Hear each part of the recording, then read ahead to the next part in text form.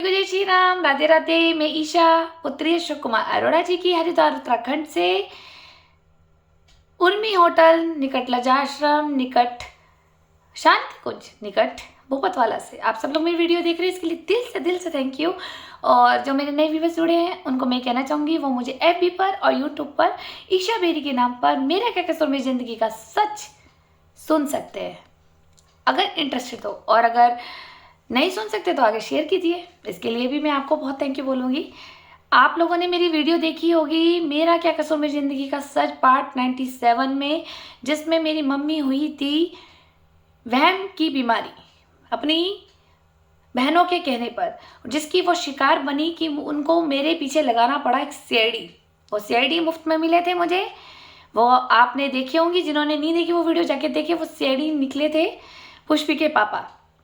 हालांकि बहुत प्यार करते थे, बेटा करके बात करते थे। मैंने कहा ना मेरे ऊपर कभी उन्होंने गलत निगाह नहीं डाली, लेकिन हाँ मम्मी के कहने पे छानबीन जरूर करी, क्योंकि क्या प्लान था कुछ पता ही नहीं। आपको लास्ट वीडियो में मैंने बताया कि बाद में शादी के बाद पता चलता है कि जो उनके बेस्ट फ्रेंड थे जिनको मैं बाय फेस जानती थी, वो बाद में निकले मेरे पति के ताऊ जी अरविंद बेरी जी।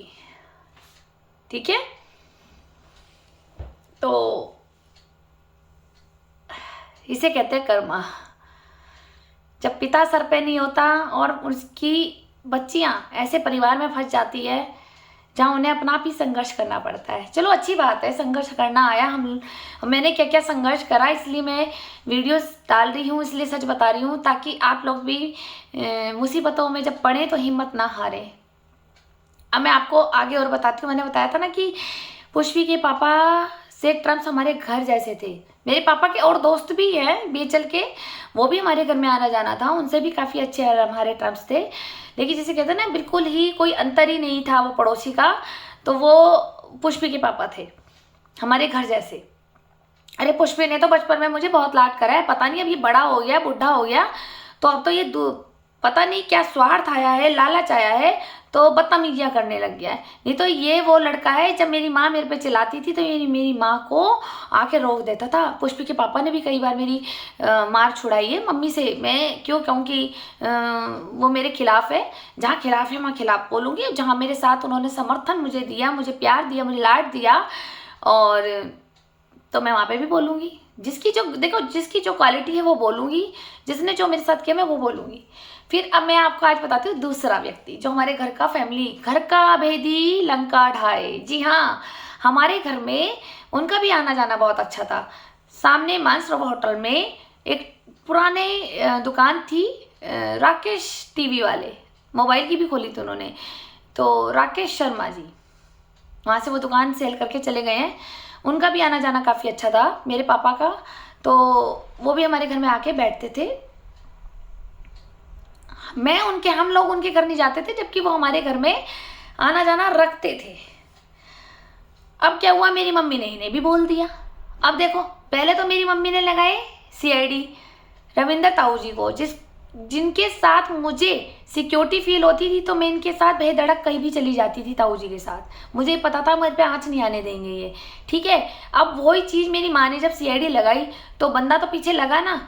तो फिर क्या हुआ, जब राकेश चाचा थे तो मैं ट्यूशन गई हुई थी, मम्मी पापा घर में, पापा भी मेरी ड्यूटी, मैं भी ट्यूशन, घर में कोई नहीं। तो मेरी मम्मी ने राकेश चाचा को बोला कि इसका तो चक्कर चल रहा है। बस फिर तो क्या वो भी पीछे लग गया। तो शक का भ्याप भी था, और थोड़ा सा मैं क्या बोलूँ, बस किसी के चरित्र के लिए, अब कहते हैं ना मिठाई पटरी तो मैं भी खाऊं, उसके दिमाग में ये चीज़ आ गई थी। आप समझ आ रहे हैं इस चीज़ के लिए।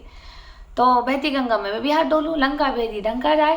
तो घर के सारे भेद मेरी मम्मी से ले जाते थे कि मेरी मम्मी बोल रही कि इसका तो चक्कर है, तू अभी भी जाके देख लियो, ये तो ऐसे ऐसे घूमती है। मुझे पता लगा कि ये तो पुष्पी के पापा के साथ घूमती है।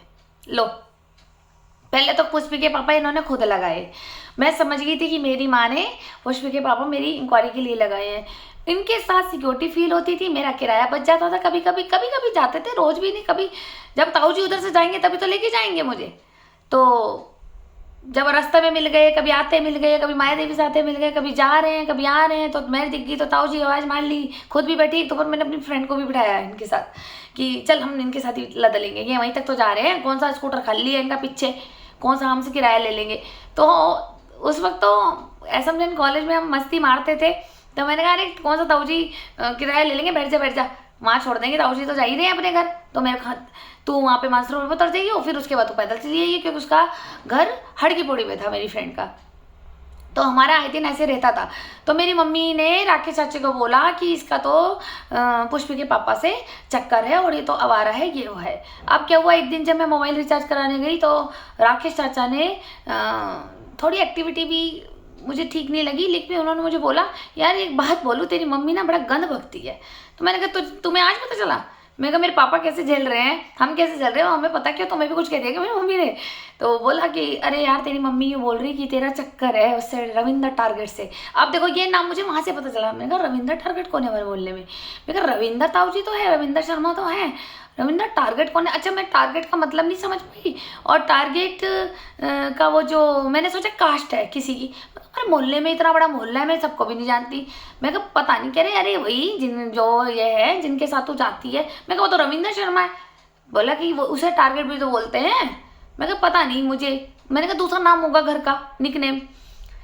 तो बोले कि तेरी मम्मी ने बोला कि तो इसके साथ आना जाना रखती है, अब इसका तो चक्कर है। मैंने कहा एक बार बताओ, मेरे को अपने पे हंसी भी आई और चाचा पे भी। मैंने कहा मैं एक आदमी से चक्कर चला लूँगी, अच्छा मैं एक बूढ़े से चक्कर चला लूँगी, उस वक्त तो मैं सुंदर भी थी, मैं एक जवान से चलाऊँगी है।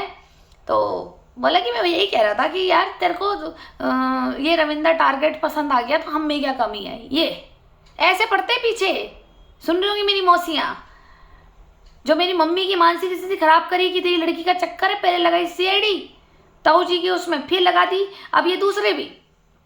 मेरी मम्मी ने यही बात पापा के और दोस्तों को भी जाके बोली कि मेरी लड़की का चक्कर है, जिसके कारण मुझे जूझना पड़ा सामाजिक अपमान, और मेरे पीछे सब लग गए। पापा के दोस्त भी लग गए थे, वो भी मुझे बेचल में वॉच करने लगे, मेरे कॉलेज के वॉच। अरे अरोड़ा की लड़की का चक्कर, अरे इसमें क्या है रविंद्र टारगेट में, हम तो इतने स्मार्ट हैं, हम तो बेचल एम्प्लॉय है, अरे हम तो नोट लगा देंगे, नोटों की रेट पूछ इसका रेट। इस तरह से पापा के दोस्त भी लगे, उन्हें शर्म नहीं आई। ठीक, फिर एक बार मैंने अपने पापा को बताई कि उन अंकल ने इस तरह से मुझे कमेंट पास किया है बेचल हॉस्पिटल में आके। तो मेरे पापा ने जब उससे बात करी तो वहाँ हुआ फैक्ट्री के अंदर झगड़ा, और वो काफ़ी दबंग भी थे, वो गन भी रखते थे वो अंकल। अब समझ गए वो कौन से अंकल है, वो गन भी रखते थे। मैं उनकी कास्ट तो नहीं लूँगी। और मेरे पापा के गन लगा दी उसने फैक्ट्री में कि मैं तेरे को ठूस दूंगा तो भी मैं तेरी लड़की उठा लूँगा, पता है तू क्या करेगा। मेरे पापा ने कहा कि अब की बार अगर वो मिल जाए तो उसको उतार दियो वहीं। फिर मैंने वही करी थी, मैंने बेचल में फिर दोबारा वो मुझे मिला, क्योंकि मैं आए दिन दादी की दवाई ले जाती थी, मुझे वो फिर मिल गया। उसको भी खबर मिल जाती थी कि मैं घर से निकली हूँ, क्योंकि मेरी मम्मी बताने लगी। अब जैसे इधर से मैं निकली तो मेरी मम्मी ने उन अंकल को फ़ोन कर दिया, अरे वो तो आज बेचल आ रही है अपनी दादी की दवाई लेने, देखना जरा कहीं और डॉक्टरों से तो नहीं बात करती और लड़कों से तो नहीं वहाँ बात करती। मेरी मम्मी की मानसिक स्थिति पागल कर दी थी इन मासियों ने। अब वो तो अपनी ड्यूटी छोड़ के तुरंत वहाँ पर देखा वो अंकल, एक दो बार तो उन्होंने कमेंट किया, मैंने तो तब वहाँ उतार दी थी उनकी। तब मैंने उनकी 4 के बीच में जब उतारी तब जाके पीछा छुट्टा। मैंने कहा ये ना हो मैं जुत्ता ही मार दूँ, लिहाज इसलिए करती हूँ, मेरे पिता के समान मेरे पापा के मित्र है, वरना मैं थप्पड़ भी मार दूंगी, चप्पल भी मार दूंगी। हाँ बोलो, सम्मान लो, रेस्पेक्ट लो, आप मुझे रेस्पेक्ट दो, मैं आपको दूंगी, चाय नाश्ता भी साथ करो, कोई दिक्कत नहीं हमारे साथ, लेकिन अब एक मर्यादा, ठीक है ना। एक भाई बहन, एक मित्र, ये सब चाय नाश्ता करो, ये चलेगा, ये कोई दिक्कत नहीं है। लेकिन तुम अपनी औकात दिखाओगे कि अरोड़ा की लड़की को हम 10,000 दे देंगे पर नाइट, 20,000 दे देंगे पर नाइट, और तो इससे अच्छा है कि पहले तुम अपनी बीवियों को भी घर से बाहर निकालो। मैंने काफ़ी उनको जलील किया था, मैं उन अंकल का नाम नहीं लूँगी क्योंकि वो शर्मिंदा भी हुए थे, फिर उन्होंने मुझसे माफ़ी मांग ली थी। तो ये हुई शक की शिकार हमारी मम्मी। राकेश चाचा ने भी कहा कि अरे तू इन बुड्ढों के साथ क्या है, इसके अंदर जो इसके पीछे मर रही है। उन्हें क्या पता था कि मुझे सिक्योरिटी फील होती थी उनके साथ, ठीक है, क्योंकि उनका अपना रुतबा था ताऊ जी का। मुझे पता, मुझे एक लड़का छेड़ेगा वो तो गर्दन पकड़ लेंगे। ऐसी पुष्पी था, पुष्पी भी ऐसी ही था। मैं जब कुछ कहती थी कि भाई मेरे को ये छेड़ रहा है तो ये मेरे पक्ष में रहता था उस वक्त। तो इन्होंने मुझे सिक्योरिटी फील कराई अपने साथ। लेकिन ये पुष्पी ने तो पता नहीं कि अब क्या हुआ, उम्र बड़ी हो गई तो बदतमीजी करने लगी। अरे वही वाली बात होगी ना, पहले मेरे पास पैसे नहीं थे पापा के, पहले हमारे पापा मालिक थे उस घर के। अब जैसे ही पापा की अथॉरिटी मेरे हाथ में आई तो ये तो सब दुश्मन हो गए। फिर तो मैं बुरी भी लग गई, फिर पुष्पी भाई जी को तो मैं धंधे वाली भी लग गई, फिर पुष्पी ने मोहल्ले से साइन भी कराए मैं धंधा करती हूँ, है ना, मेरी माँ से भी साइन कराए मैं धंधा करती हूँ। कोई बात नहीं पुष्पी भाई जी, तुम्हारे कर्म तुम्हारे साथ, मेरे कर्म मेरे साथ, ठीक है, ईश्वर सब देखता है। रोज रोज शिवलिंग को सजाने और निलाने धुलाने से कोई साधु संत नहीं बनते, कर्मा भी जरूरी होते हैं। सही कर्मा करोगे तो तरक्की भी पाओगे, जैसे मैंने पा ली है। ठीक, मैं तो मुंह पे बोलती हूँ, आपने मुझे इतना परेशान किया है पुष्पी भाई जी कि एक, और तुम्हारे ही भरोसे, जिसे मैं इस मोहल्ले में सबसे बड़ा सिक्योरिटी गार्ड मानती थी अपने पुष्पी को और इसके पापा को, लेकिन मेरी ही लड़की इनकी आंख के नीचे से चली गई। किसने गायब कराई? सारे राज ये लड़के जानते हैं, कौन उसको ब्लैकमेल करता था, कौन उससे पैसे खाता था। पर उस वक्त किसी की जिंदगी उसे नहीं दिख रही है, सिर्फ क्या दिख रहा है, अरोड़ा का मकान। बस अरोड़ा के मकान में ये ईशा ना आ जाए। अरे भैया, ईशा को जरूरत नहीं है, ईशा के पास 2 मकान ऑलरेडी है। कोई ईशा लेके नहीं गई, ना ईशा का बाप ऊपर लेके गया, ठीक, लेकिन फिर भी वो हमारे पितरों की संपत्ति है। उसके लिए अगर हम नहीं खड़े होंगे तो फिर थू है हमारी अरोड़ा की औलाद पे। लेके कोई नहीं जगता। जो मसला प्यार से बैठ के हो सकता है वो लड़ाई झगड़ों से नहीं होता। और तुम सोचो कि हम दूसरों के घर में आग लगा करके चैन की रोटी खा लोगे? कर्मा तो सबको भरना है। आज तुमने आग लगाई है हमारे परिवारों में, तो तुम इस आग में तुम भी जूझोगे। तुम्हारा भी कोई एक ना एक खड़ा है आगे। जो बीज बोया है वो तो आएगा ही। नियति भेद नहीं करती, चाहे कितनी पूजा पाठ कर लो, मंत्र जाप कर लो, चाहे कितनी तपस्या कर लो, लेकिन जब तक आपके कर्मा नहीं साफ होंगे तब तक आपको न्याय नहीं मिलेगा। ध्यान रखना। कितनी मुझे चीजों से जूझना पड़ा। फिर पुष्पी की मम्मी को भी शक हुआ था कि पुष्पी के पापा से मेरा चक्कर है। उस वक्त भी सोचो मेरी उम्र कितनी कम हुई होगी जब मैं पढ़ती थी, ठीक है, 11th 12th BA first year में। तो उसके बाद भी उन्होंने लगा दिया कि भाई चक्कर है, ठीक है। ताऊ जी कभी दिख गए, बैठ गए, कभी 5-10 रुपए की चीज़ खा ली, कभी ताऊ जी से ले लिए, ताऊ जी 5 रुपये देना, आइसक्रीम खानी है। तो अपना घर वाला हम समझते थे। कभी उनके सम्मान में हमने गिरावट नहीं करी। हमारे घर में जब भी आए, हमने कुछ घर में भी बनाया, ताऊ जी के लिए रखते थे हम। ताऊ जी ये खा के देखो, ताऊ जी हमने गाजर का हलवा बनाया, ताऊ जी ये बनाया, ताऊ जी ये बनाया। तो हमने बिल्कुल सम्मान अपने घर जैसा दिया। पर ये नहीं पता था कि पापा के मरने के बाद ये ताऊ जी भी साथ छोड़ देंगे और पुष्पी बन जाएगा हमारे लिए एक कार्मिक, एक लड़ने वाला, जो हमारी रक्षक के लिए बना हुआ था पहले, जब तक पापा जिंदा थे। तो वो पापा की डेथ के बाद भक्षक बन गया, वो भी रावण बन गया मोहल्ले में। एक एक कर्मों का फल मिलता है। चाहे तुमने झूठा लिखवाया कि ये धंधा करती है दोनों बहनें, इसका कर्मा ऊपर एंट्री हो गया है। चाहे वो हमें बाद में पता चला कि तुमने ये चाल खेली है अखाड़े में, लेकिन कोई बात नहीं। ईश्वर के घर में न्याय है, अन्याय नहीं है। चक्की बहुत धीरे चलती है। तुम मेरे भाग्य में होगा तो किसी की औकात नहीं है वो छीन ले कोई भी चीज़ मेरे, ठीक है। और अगर मेरे भाग्य में नहीं है ना, मेरे आगे थाली भी लगी होगी ना, तो एक रोटी का मुंह में टुकड़ा जाते जाते वहीं पे मेरे को अटैक आ जाएगा, वो भी नहीं जाएगा। तुम्हारे भरोसे वो लड़की छोड़ के आई थी मैं। मुझे क्या पता था कि तुम इस तरह से उसकी ज़िंदगी बर्बाद कर दोगे। तुम सब मिल मोहल्ले में उसको मैनिपुलेट करके मेरे खिलाफ भड़काया। हिमानी की रिकॉर्डिंग है मेरे पास कि जिसमें बोल रही है कि पुष्पी भैया ने मेरे साथ देंगे कोर्ट में भी, और पुलिस वालों को भी तुमने ये बोला कि मैं खराब हूँ, है ना, मैं खराब हूँ। क्यों? क्योंकि पापा के जाने के बाद सारी पावर ऑफ अटर्नी मेरे हाथ में, इसलिए मैं खराब हूँ। ईश्वर सब देख रहा है। नियति भेद नहीं करती, जो बोया है वो काटेगा, तू नहीं तो तेरा पीढ़ी बांटेगा। तो ये पीढ़ी दर पीढ़ी फिर खत्म नहीं होती ये चीजें। मैं आज मेरे पास सब कुछ है ना, तो वो आशीर्वाद है मेरे महादेव का। क्योंकि मैं कभी किसी के लिए बुरा सोचती भी नहीं हूँ, सोच भी नहीं आती। मेरे पास तो टाइम ही नहीं होता कि मैं किसी के लिए सोच लूँ। हमेशा सोचती हूँ कि महादेव कराना तो अच्छा हाथ से कराना, वरना बुरा तो मेरे मन में भी विचार मत लाना। जिस तरह से मेरी मम्मी थी, मुझे कोई कमेंट कर देनी चाहिए मेरी मम्मी को। क्या मेरी मम्मी जैसी वाइफ कोई झेल सकता है? या मेरी मम्मी जैसी माँ कोई झेल सकता है? क्या मेरी मम्मी जैसी बहू कोई झेल सकता है? झेल सकता है तो मुझे कमेंट करे। भगवान करे तुम्हें 10 गुना मिले ऐसी, तुम्हें मेरी माँ जैसी 10 बीवियाँ मिले फिर तुम्हें। मेरे पापा की हिम्मत थी जो झेला। हमने तो झेल लिया सच के, ये सोच कर कि नहीं जन्मदाता थी, कोई बात नहीं, लड़ाई झगड़े तो सबके घर में होते हैं, 4 मम्मी ने सुना दी, 4 मैंने सुना दी, लेकिन साथ नहीं छोड़ा था मैंने उसका।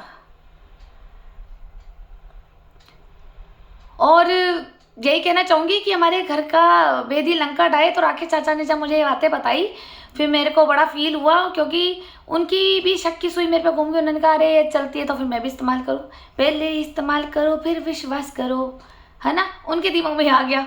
और भी फिर मोती वजह से और भी लड़के धीरे धीरे लगने लगे। 1-2 से मेरा झगड़ा हुआ था, मैं उसका नाम नहीं लूँगी, मेरे गली के बाहर निकलते ही दुकानें हैं उनकी। उसने भी मुझे कमेंट पास कर दिया था, तब मैं उसकी दुकान पे चढ़ के उसको गुड़ खा के चल गई थी कि 5,000 के तो मैं भी दे दूंगा 1 घंटे के। सुन रहा होगा तो सुने। तब मैंने उसकी भी उतारी थी ये कह करके कि हाँ तू, मैं तो फ्री में आ जाऊंगी, पहले एक काम कर अपनी बहन भेज दे। फिर उससे भी झगड़ा हुआ था मेरा। तो मतलब मैं अपनी मासी का एक टारगेट बता रही हूँ कि इनने मेरी मम्मी की मानसिक स्थिति खराब करी। मम्मी ने फिर ताऊ जी को लगाया, ताऊ जी के कारण मैंने अपनी सिक्योरिटी बनाई कि चलो मैं ताऊ जी के साथ सेफ रहूंगी, कोई दिक्कत नहीं है, मेरी गवाही मेरा सच ताऊ जी बताएंगे कि ये तो मेरे साथ ही आती जाती है, तेरे को क्या दिक्कत है, कहाँ चल रहा है इसका चक्कर, जो फालतू में बोल रही है। ठीक, ताऊ जी ने ये बात रखी तो मेरी मम्मी ने राकेश चाचा लगा दिए। राकेश चाचा भी कह रहे अरे उसमें क्या है जो हम में नहीं है। ठीक, देखो कैसे कैसे सुई घूमी। फिर इनके अलावा मौत, फिर राकेश चाचा ने बाजार में फैलाना शुरू कर दी कि शरीफ बनती है, धंधा करती है, रविंद्र टारगे के साथ घूमती है। फिर हुआ कहाँ कैसे फंसी और कैसे राज खुले, मैं आपको नेक्स्ट वीडियो में बताऊंगी। मैं तो कहते हैं ना, मैं तो पिता समझ रही, अपना भाई समझ रही, लेकिन मुझे कोई पता है कि मेरा पड़ोसी पिता ना बन करके वो मेरा ही भक्षक बने हुए थे। उन्होंने सोचा अरे ये माल तो कोई और भी ना खा ले, तो मैं ही इसके साथ रहूं। बहुत मैंने अफवाह झेली सिर्फ एक मासी की वजह से। अब आप इसमें बताएं कि गलती किसकी है इसमें, मेरी मासी की या पुष्पी के पापा की या पुष्पी की या फिर मेरी मम्मी की या वो राकेश चाचा की जिसने अफवाह फैलाई, या वो बाजार में जो लड़के अफवाह फैलाने लग गए थे, क्योंकि राकेश चाचा का भी जगह जगह बैठना था तो वो भी अफवाह फैलाई जा रहे थे, अरे धंधा करती है, धंधा करती है, धंधा करती है। तो ये इस तरह से इन्होंने मुझे जलील किया, जिसका मैंने सामाजिक अपमान झेला और जिसके कारण मुझे मानसिक प्रताड़ना होती थी।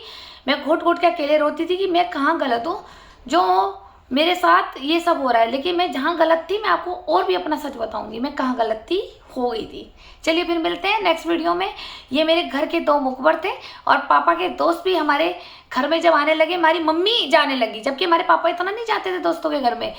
लेकिन मेरी मम्मी, मेरे पापा तो गए ड्यूटी पे, मैं गई ट्यूशन पे, मेरी मम्मी तो अपना पकड़ा रिक्शा और चलो पापा के दोस्तों के घर, कभी ज्वालापुर धीर वाली, कभी शिवालिक नगर, कभी सेक्टर 2, कभी सेक्टर 5 शहर, कभी रानीपुर मोड़। मेरे पापा के दोस्तों के साथ मेरी मम्मी के उठना बैठना था। मतलब ऐसा रिलेशन नहीं था, उनके घर में जाना और पापा की चुगली करना, मेरी चुगली करना, ये तो धंधा करती है, घर में नहीं रहती। वो भी मेरे पीछे लग गए, उन्होंने कहा अरोड़ा की लड़की धंधा करती है, अरे अरे ये तो जवान माल है यार, ये तो मजा आ जाएगा। अरे पैसे तो क्या है, पैसे तो रोटी पे अभी अगले महीने तनख्वाह आ जाएगी। यार रेट तो पूछ इसके कितना लेती है, 5,000 10,000 पता तो ले। अरे आज तो मजा आ जाएगा। फिर अरोड़ा की लड़की को ढूंढा, कहाँ गई अरोड़ा की लड़की, किस टाइम कहाँ निकलती है। फिर निगरानी उन्होंने भी शुरू कर दी, बेचल में खड़े रहते थे, मैं दादी की दवाई लेने जाती थी, वो भी खड़े रहते, अरे आ गए आ गए। फिर उन्होंने देखा कि अरे कुछ भी ना पल्ले बढ़ा, इसकी माँ तो वैसे ही पागल है। फिर उन्होंने टिकले कर दिया, मेरी माँ पागल है।